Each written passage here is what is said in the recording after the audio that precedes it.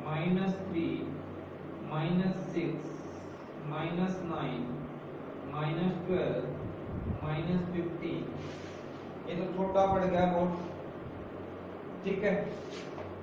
10 × -18, 21 और 24, 2 लाइन हो तो कितनी लाइन हो गई? 1 2 3 4 5 6 7 8 9 10, और एक के ऊपर 11। अब नीचे आ जाओ, 10 × 1, 10 × +2 +3 +6 +9 +12 +15 +18, ये वैल्यू आप लिखें। ये यहाँ पे मैं पूरा ही लिखवा देता हूँ ताकि आपका कंफ्यूजन दूर हो जाए। 10 × -21 और यहाँ 24, तो आपको लाइन दिख रही होंगी बेटा। अब आप टेबल बनाना स्टार्ट करें। 1, फिर 1 2 3 4 5 6 7 8 9 10, 10 लाइन ऊपर और 10 लाइन ही नीचे, यानी टोटल अगर आपके पेज पे पूरी लाइंस हैं तो ही आप बनाएं, अदरवाइज नेक्स्ट पेज को पूरा यूज करें। अब आगे स्टार्ट करता हूं। आज जो हम डिस्कशन करेंगे वो इन बीच वाली पावर्स का करेंगे, क्योंकि एक बार में याद नहीं होंगे आपको, एक बार में याद नहीं होंगे, 15 तक ही याद करें आपको। अब नाम देखो किस तरीके से लिखा जाता, -डेसी, -2 को बोलते हैं सेंटी, -3 को मिली, -6 को नैनो, -9 को, सॉरी गलत लिख दिया बेटा, इसको माइक्रो और इसको नैनो। 10 × -12 होता है हमारा पिको, और 15 फेम्टो या फर्मी। ये चीज तो हमने डिस्कस पहले भी की थी, पिको के बारे में भी, नैनो। तो ये जो पी और ये जो चीजें होती है हमारे प्रेफिक्स होती है। अब इसके लिए जो सिंबल यूज होता है वो आपको ध्यान देना है। चलो पहले नीचे वाली लिख लेते हैं, इधर से डेका, इससे ये कंफ्यूजन दूर होगा।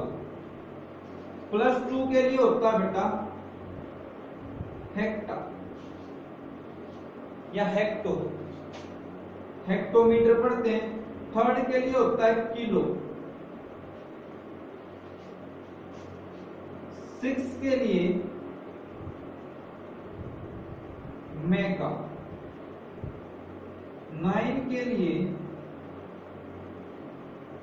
गीगा, फिर टेरा और पेटा। अभी सारे याद नहीं हो तो पार्ट्स में एक सेकंड इसको देख लो, ब्रेक में किस तरीके से हम चित्रों को लिख रहे हैं।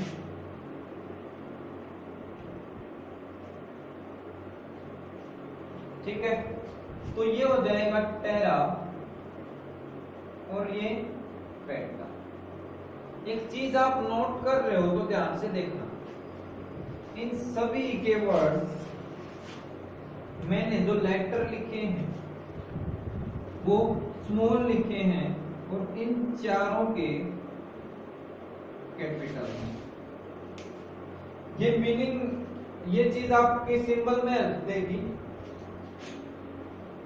इसके लिए एफ या एफएम, वो रेडियो वाला एफएम नहीं कि टॉकी टॉकी शुरू हो जाओ, रेडियो मिर्ची कहीं पहुंच जाओ दूसरी दुनिया में। डेसी के लिए डी, सेंटी के लिए सी यूज होता है स्मॉल, मिली के लिए स्मॉल एम, माइक्रो के लिए म्यू, नैनो के लिए एन, पिको के लिए पी, फर्मी के लिए एफ या एफएम। डेका के लिए डी सी या डी ए यूज हो सकता है, D A. Hecto small H, kilo के लिए स्मॉल के। कभी भी देखना स्मॉल के होता है, कैपिटल के नहीं होता नॉर्मली, अगर ध्यान से लिख सकते हैं पर स्मॉल के यूज होता है स्टैंडर्ड, अगर किसी को अच्छी नॉलेज है तो। मेगा के लिए कैपिटल है, ये आपने सुना होगा, कहाँ यूज होता है, एमबी पढ़ते हैं ना भाई, इतने एमबी की वीडियो है, इंटरनेट पे खूब सारा यूज होता है। कोई बड़ी हो तो जीबी में चली जाती है, तो वहां पे यूज होता है जीबी, गीगाबाइट, टेरा, टीबी और बड़ा।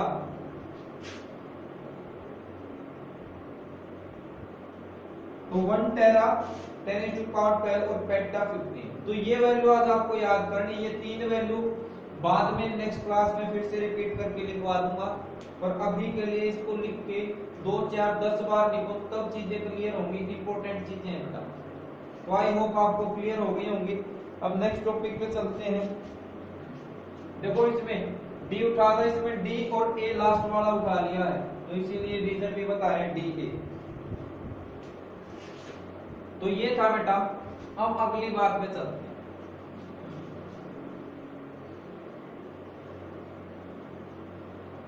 बस एक दो टॉपिक ही बच्चा अभी खत्म कर देते हैं, ज्यादा नहीं बच्चा, टेंशन ना लो।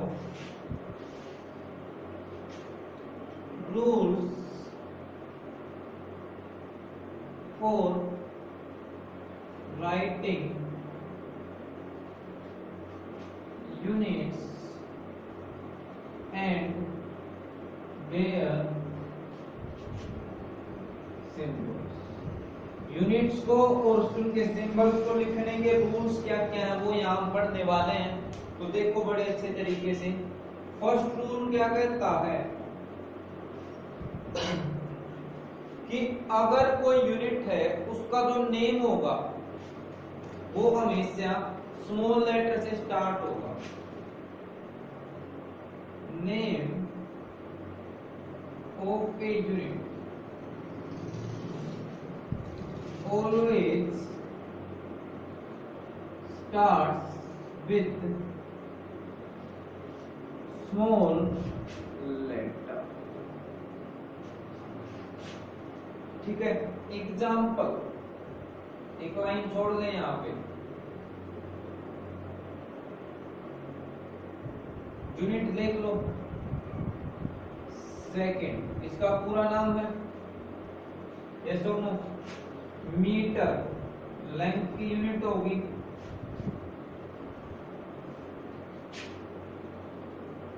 किलोग्राम। ये तो जी सिंपल, जो किसी साइंटिस्ट के नाम से स्टार्ट नहीं हो रही। अब अगर किसी साइंटिस्ट के नाम से स्टार्ट हो रही है तो ये सही है। अगर किसी बच्चे ने ऐसे लिखा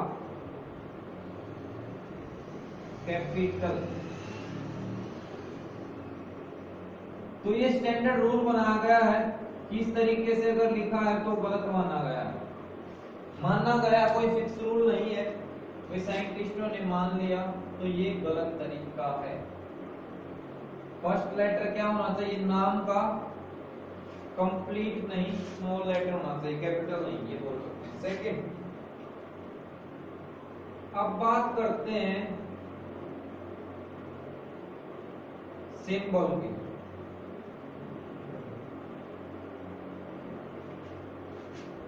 normally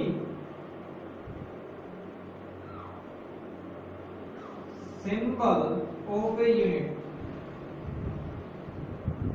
is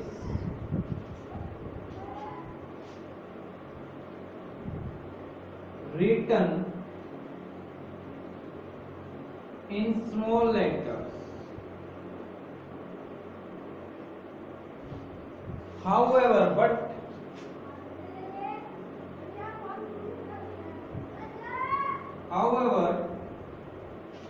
name of unit is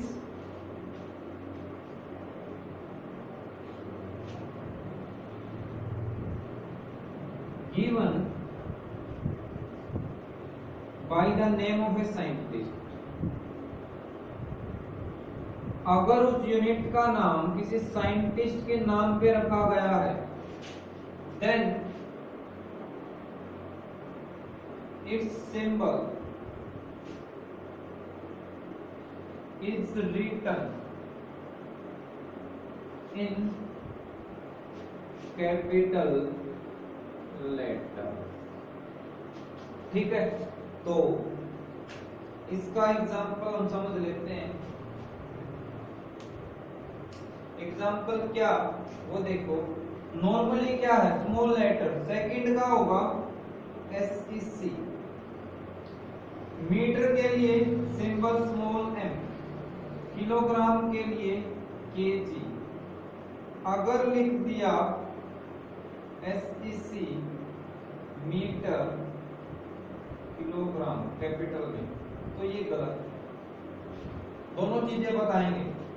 और अगर इसको ये लिख दिया, न्यूटन है, उसका सिंबल स्मॉल n लिख दिया, यानी ये न्यूटन को दिखा रहा है, तो ये गलत है। इसमें क्या हुआ, चलो दोनों गलत क्या ठीक लिख देते हैं। पहले कैपिटल N सही है न्यूटन के लिए, वोल्ट आपने पढ़ा होगा पोटेंशियल के लिए, तो ये सही है। अगर किसी बच्चे ने गलती से क्या कर रखा है, स्मॉल n लिख दिया, इसके लिए स्मॉल, देखो इसके लिए स्मॉल है, कैपिटल वाले गलत हैं, और इस कैटेगरी में स्मॉल वाले गलत होंगे। स्मॉल v लिखा है तो गलत। तो ये चीज आपको ध्यान रखनी है, ठीक है। थर्ड,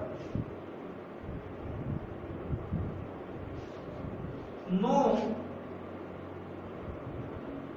पंक्चुएशन, मार्क्स आपने पढ़े होंगे। एग्जाम्पल जैसे डॉट लगाते हैं, etcetera, are used in symbol of a unit. Example, एक यूनिट ऑफ वॉल्यूम आती है।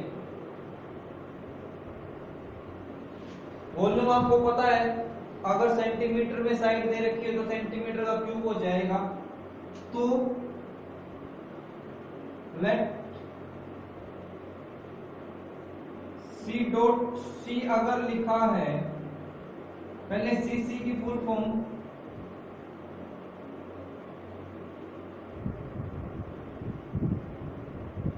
सेंटीमीटर क्यूब होती है, नाम आप लिख सकते हैं, कोई प्रॉब्लम नहीं।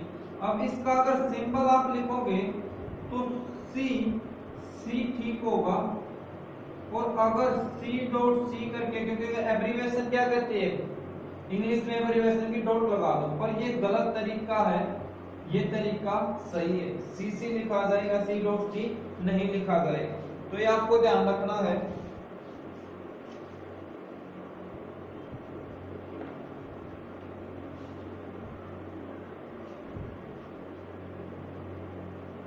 उसके बाद बेटा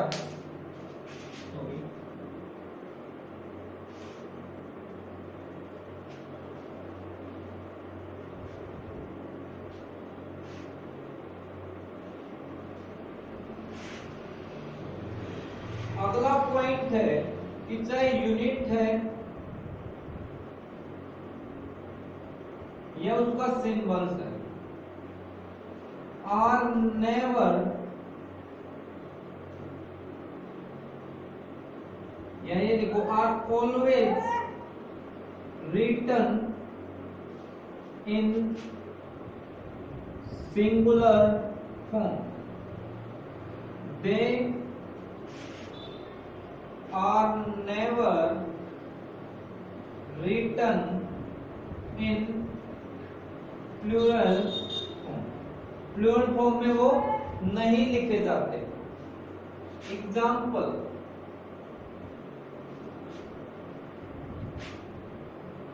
अगर मैं बात करूं मीटर लिख रहे हो या ऐसे लिखेंगे, अगर आपने मीटर्स लिख दिया तो प्लूरल फॉर्म हो गई, या इसके बाद एस लगा दिया तो ये दोनों गलत है, प्लूरल फॉर्म यूज नहीं होती। समझ गए होगे, हर एक के पास सिंगुलर फॉर्म आएगी। वोल्ट है, कभी वोल्ट्स नहीं होता, ठीक है। वोल्ट या V होगा, वोल्ट्स या VS। इस तरीके से अगर लिखा है तो ये गलत है, गलत को आप अच्छे से मार्क करें। क्लियर है बेटा। Fifth last point,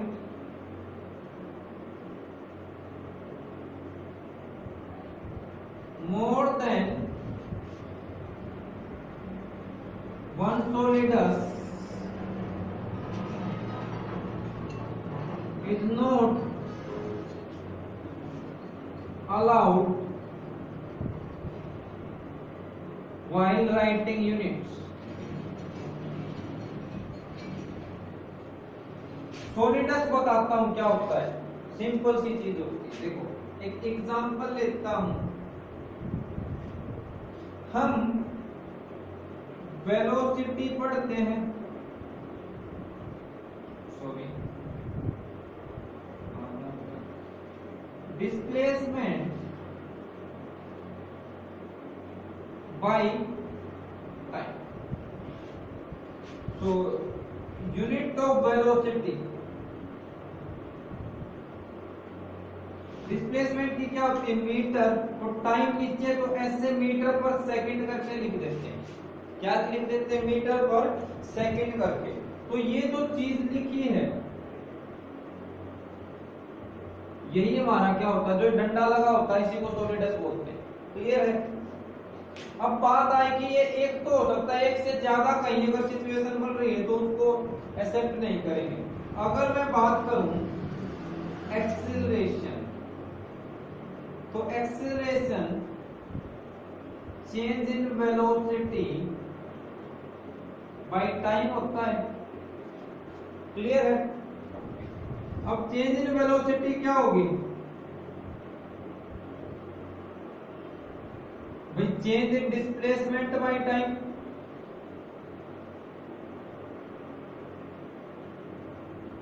by time.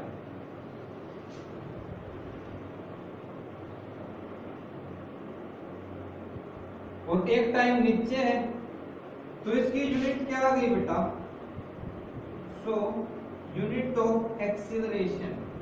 बताओ क्या आ गई। डिस्प्लेसमेंट की क्या होती है, मीटर, और फिर पर सेकंड, और फिर से पर सेकंड। यदि इसको मीटर पर सेकंड लिख दिया तो दो बार रिपीट कर दिया तो लॉजिक क्या कहता है कि ये गलत है, ये मेथड क्या है, गलत है। आप इसको या तो ऐसे लिख सकते हो कि ये दोनों सेकंड सेम के डिवीजन में है, मीटर पर सेकंड स्क्वायर, या इसको ऐसे कन्वर्ट करो तो ऊपर पावर चली जाती है। ये तो आसानी से समझ पाओगे। अगर कोई अलग क्वांटिटी आ जाए तो उसमें एग्जांपल लेके समझते हैं।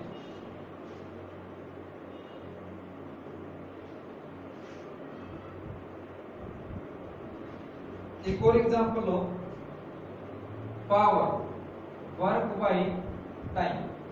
और वर्क क्या होता है? Force into displacement by time. तो यूनिट ऑफ पावर क्या आ जाएंगे?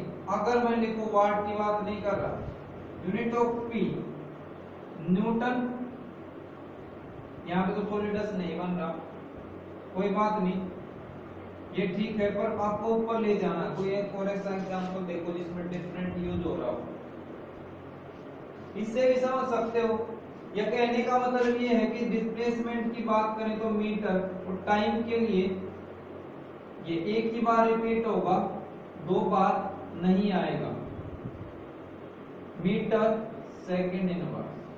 तो सॉलिडस को चेंज करने का तरीका का ये एग्जांपल बेस्ट है कि दो बार नहीं आएगा, एक बार ही लिखा जाएगा। तो ये चीज आपको ध्यान रखनी है। तो ये थे बेटा रूल्स उसके बारे में कि किस तरीके से लिखी जाती है चीजें। सॉरी। अब लास्ट टॉपिक आज का, डेफिनेशंस of 7 fundamental and 2